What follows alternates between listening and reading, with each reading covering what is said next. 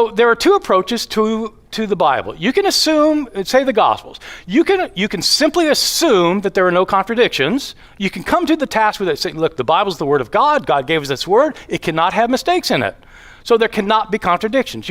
That was my approach as an evangelical at Moody Bible Institute. And if you come at it with that assumption, you will not find mistakes because there can't be mistakes.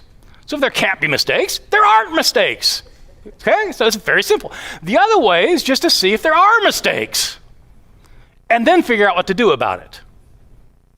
Okay, you see, it's just two different approaches. And I finally decided, look, I'm just going to use my head, and I knew the arguments, look, you're just a human. You know, how can you use human intelligence to criticize the Word of God? It's like it's you against God. You're a peon. What do you know? You don't know anything. And so I understood that, but I thought God had given me an intelligence. He'd given me a brain.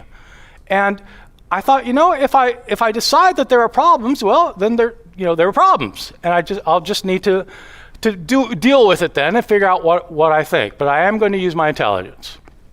Not that I think I'm smarter than God. I was nothing like that. It may be that the people who taught me their mistakes, maybe they're the ones who are wrong. I'm not saying God is wrong. I'm saying maybe they were wrong.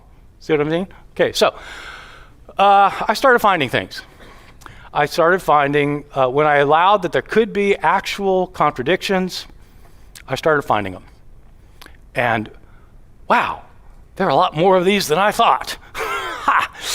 What do I do about these? I ended up deciding that the Bible does have mistakes, that the Gospels do have contradictions in them.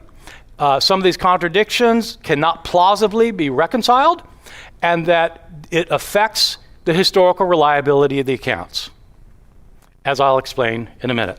My suggestion to you is that you have an open mind. Very simple. Just have an open mind. Be willing to change your views. If you're not willing to change your views, then you're not thinking. I'm not saying you have to change your views. Of course you don't have to change your views. You might think, well, you might look into it and decide, yep, I was right all along. Isn't that great? I'm always right. But